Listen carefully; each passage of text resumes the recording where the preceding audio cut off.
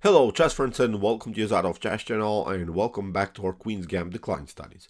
So in these studies we have seen some great openings and great defenses after the first moves d4, d5 and c4, and today I wanted to show one of the most aggressive and one of the most spectacular opening lines of the Queen's Gambit decline. Today I wanted to show really a beautiful exchange sacrifice possibility in an early stage of the game, so you're giving up a rook for a knight just in order to have a good compensation, just to have sort of an attacking flow. You have a beautiful piece activity, you have a space advantage, you're paralyzing a little bit your opponent's pieces. So I think it's a really wild opening line worth the study, and the instructive game that I prepared here for you in this particular line was a beautiful game played by Shaka Mamedyarov against Hikaru Nakamura, where Hikaru introduced to us really this beautiful line and destroy Mamedyarov with such a beautiful attacking flow. Sort of he really dismantled his pieces all over the board. In my opinion, one of the best games that I've seen in the Queen's Gambit decline.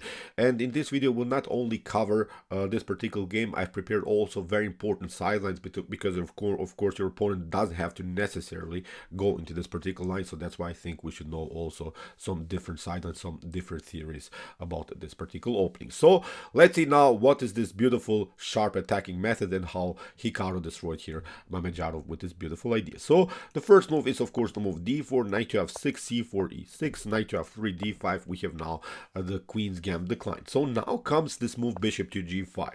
This is now the so-called traditional variation, and yesterday I've introduced you the so-called modern variation of the Queen's Gambit decline, where white challenged black here immediately with the spinning idea with the move bishop to g5, and black continued here with the move, with the move bishop to e7. This move bishop to e7, in my opinion, is not the best way here to proceed. In my opinion, it's simply too passive. Yesterday we have covered this particular line. White continues now with the move e3, and now after move kingside casting knight to c3, we have now the so-called modern variation. And in my opinion, okay, you'll not lose the game immediately because you played bishop to e7. But look at this. White has developed now all of his pieces in good ways. The bishop is out. The knights are on natural squares. The bishop will come on d3. The rook will come on c1. Kingside castling will happen. White has really flexibility of how to play this game from this point on. I think black is solid here, but nothing spectacular. So that's why after move bishop to g5, I recommend you something else. I recommend you here a wild sort of an unbalanced line to play the move d takes c4. And d takes c4 is, in my opinion, a good line because your opponent, when he plays the move bishop to g5, is weakening a little bit his queen side. First of all, the pawn on b2 is weak, and the other thing is that now white is also vulnerable with some attacks here on dark square. So now white has several choices. So I've prepared now really the most common, the most natural ideas here for white. If white plays now the move e4, and this wasn't played in the gameplay by Shakir Mamedyarov and Hikaru, I wanted to show you now a beautiful gameplay by Shevchenko against Vesely. So I'll show you now how to proceed here after move e4. If e4 happens, then you just protect your pawn with the move b5. Okay, white will eventually maybe challenge you here with the move a4. Now you just protect your pawn on b5. A takes b5, c takes b5. Okay, maybe you'll get a little bit annoyed by this idea, e5, but I guarantee you this is nothing spectacular. You just can go with the move h6, bishop to h4, g5 is now the solid continuation. Now after move knight to g5, h takes g5, bishop to g5. Okay, black will get challenged here and white will get his piece back.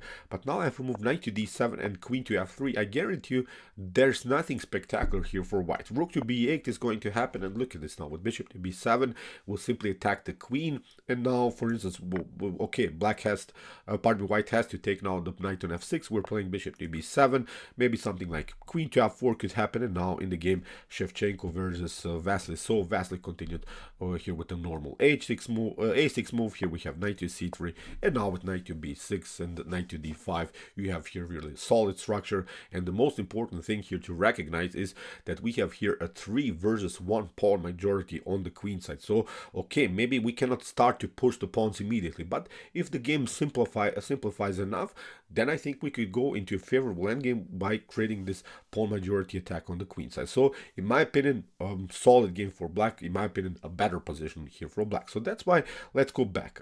After move d takes c4, what white can play now is of course the move knight to c3.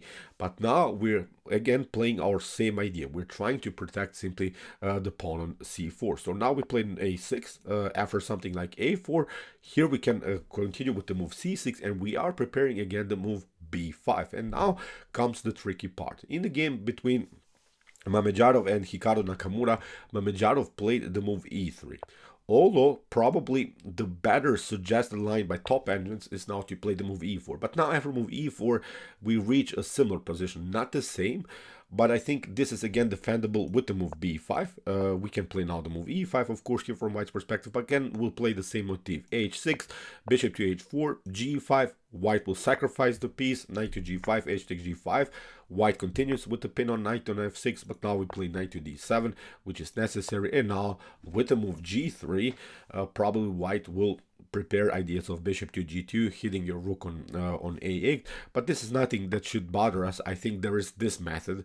This is a liberating line now for you. Knight to e5, after d takes e5, queen takes d1. We're getting out of the pin, and now after rook to d1, we have now this idea, knight to d5, and this should be, in my opinion, again, a solid game. We have here now not a 3 versus 1, we have now a 4 versus 2 pawn majority. And again, we're trying to now reach the endgame stage where we could maybe push this pawn just on the queen side and maybe promote one of these pawns to queen. So in my opinion, nothing spectacular also here in this particular line. In the game played by Mamedyarov, in the game Mamedyarov versus Nakamura, Mamedyarov continued with the move e3, but now Hikaru played a really beautiful line with the move b5. And look at this, what happens. After a takes b5, we have c takes b5. Here Mamedyarov took bishop to f6, g takes f6, and now Mamedyarov played the move knight to b5, and it seems so that something went wrong here for Hikaru. He's losing his very important pawn. He cannot take out the knight on b5 because his rook is hanging now on the a file, but that's our beautiful line. That's the position that we wanted to get, because now the correct move is actually to take. A takes b5, look at this. After rook takes a8, we have bishop to b7, hitting the rook. The rook has to now step back, and now we play a very annoying check with the move bishop to b4. And okay, maybe you can say, what you're talking about, this is nothing spectacular, but I guarantee you, this is not so easy to play, because this b5 c4 small pawn chain is not allowing the bishop here to come on this most aggressive square, on the square d3. Now we create a check. And what should white do? In the game, Mamedyarov-Nakamura, Mamedyarov tried king to e2. Let's see now what happens if you play knight to d2 here. If you cover yourself with the knight, there you have to first of all know that there is a beautiful tension now on the d file. So that's why here the correct move is to play e5, letting simply the position explode now in the center of the board. Here in one game that I found in the database, also white tried queen to h5, because if you take now, then of course queen takes b5 will come with a check, and you could lose also the bishop. So first of all, we should here castle. And the problem is now, as we said, white cannot get the bishop on d3, where it could create maybe some kind of a tactical damage around the square h7. So white can just develop the piece on e2. Now you cannot play, of course, bishop to g2, because you get rook to g1 and you're getting destroyed on the g file. So that's not the point. But now you just play here e takes d4. Look at this. This wasn't played in the game, as I said, played by Mamedyarov and Nakamura, but now you just let the position explode here. Look at this, queen to b5. Now we can play bishop to d2, king to d2, and now we play here d takes e3. It comes with a check. Here there is a gameplay by Gareev versus Nizhnik, where Nizhnik really destroyed Gareev here in this particular position after d takes e3. If you play, for instance, king to e3, then of course rook to e8 is devastating with all of these pieces. I think you could get checkmated. After rook to e8, you have to even give up here the queen for the rook, so it's game over, I think, for white. If you step back like in the game Nizhnik Gareev Nizhnik, then finally we can take now bishop to g2, because look at this, after rook to g1, now you get checkmated. The king cannot escape to f1. The bishop is covering the square. So as I said, it's not the point that I wanted to show now this also game, but I think we should understand what's going on now after move bishop to b4, because if knight to d2 happens, the correct choice is now to break and enter with the move e5 and again let the position explode here in the center of the board. So let's go back. So after move bishop to b4, Mamedyarov tried king to e2, but now kingside castling played by Nakamura, queen to c2. We have now f5, not allowing e4 ideas. If e4 happens, then okay, white can maybe liberate himself, but look at this, the king is standing in the way of the bishop. When the bishop is out, when the bishop is stuck here on f1, then also the rook cannot get out, so two pieces are really paralyzed here by this beautiful bishop on b4. We have a beautiful activity with this bishop, and now we're maybe searching for ideas. Knight to d7, knight to f6, and then knight to e4, getting the knight on a powerful square. So in the game, knight to d2 was played by Mamedyarov. We have now knight to c6, rook to d1, and now a beautiful tactic here by Nakamura. Queen takes d4, sacrificing the queen, but of course if you play e takes d4, then we play knight to d4, we get the fork. You cannot get the king closer to the queen in order to protect the queen, so it would be again game over. So after move queen to d4, Mamedyarov tried knight to f3. Hikaru simply steps back to f6, targeting still this pawn on b2. In the game, b3 was played, bishop to c3. Here Mamedyarov simply attacked the piece, but now after bishop to b2, the rook was hanging. We have now b takes c4, knight to b4, hitting the queen. Now here Hikaru simply took the rook. Mamedyarov took also the piece, but now with rook to a8, the game is basically over. The king is stuck still in the center of the war. Rook to a2 will happen. The bishop is active here. The bishop on c1 is active. The queen is active. We have now four pieces that are really starving here to eat the king here. So really beautiful attacking formation by Hikaru Nakamura. So knight to d4, good move here by Mamedyarov. He's trying to keep somehow the files locked, but now with the move f4, Hikaru is again breaking in the position. Queen to b5.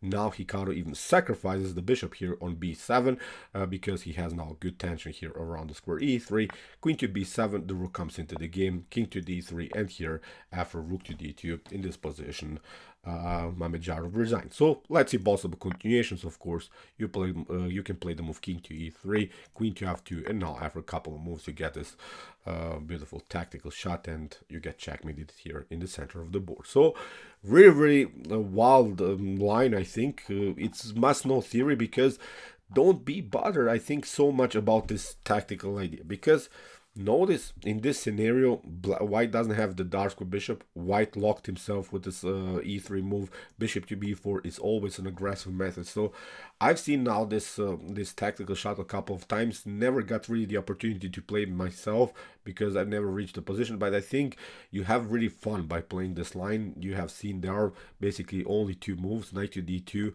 and king to e2 were then the possible moves. Then we have seen with the move e5, you still have opportunities to break the position.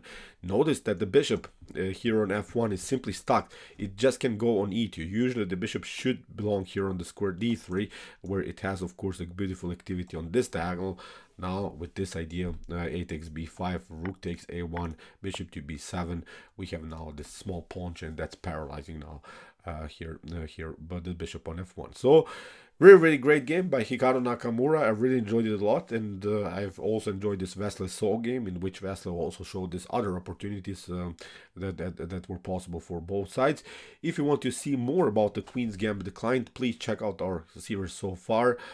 Here's the link of our whole playlist, where we have seen some other ideas like the Harvard's attack, Chigon in defense, Semi-Tarash, Tarash defense, and many more. And if you like this content, don't forget to subscribe to my channel. See you soon with some more videos, and what to say. Chess is the best, of course.